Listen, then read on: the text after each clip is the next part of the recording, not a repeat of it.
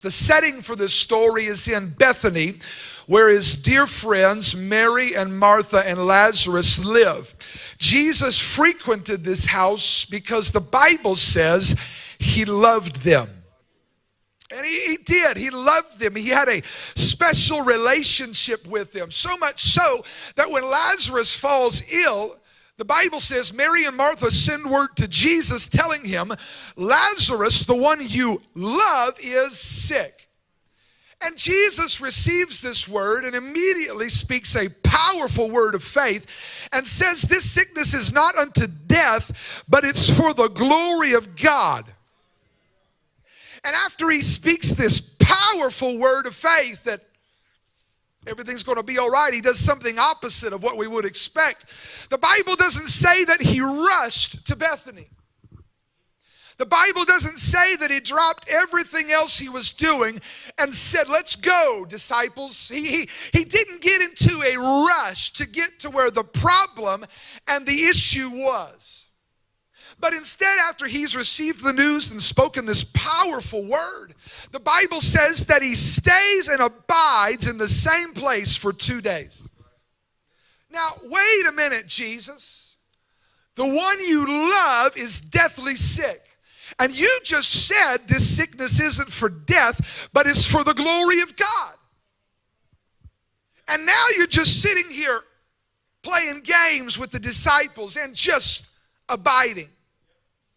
He didn't rush to Bethany and perform a miracle.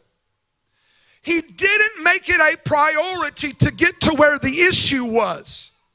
He simply stays and abides there for 2 days. He stays, he doesn't move. But his priority at that moment was to simply abide. And sometimes abiding may not seem like a needed or a desired priority, especially when it seems like everything's going wrong. Especially when it seems like the world is going crazy.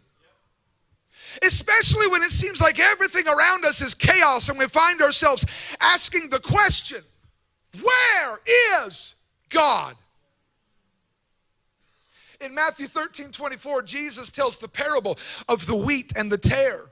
The man had sown good seed in his field, but when he slept, the enemy came in and began to sow weeds among the wheat, so that when the wheat comes up, so do the weeds. And his servants come to him, and they ask the master, do you want us to pull up the weeds out of the field?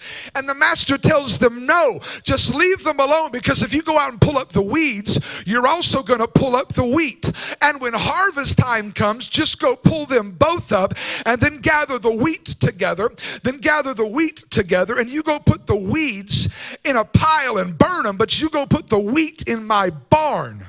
But if you go pull everything up now, you're going to mess the whole harvest up. So leave it alone and abide, and at the end there will be a harvest.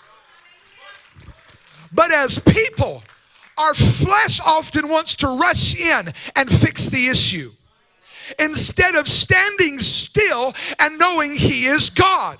And that's where we get into trouble and mess up most of the time, because most of the time our priorities aren't his priorities, and his ways are not our ways, and his thoughts are not our thoughts. Jesus is saying wait, but your flesh is saying go.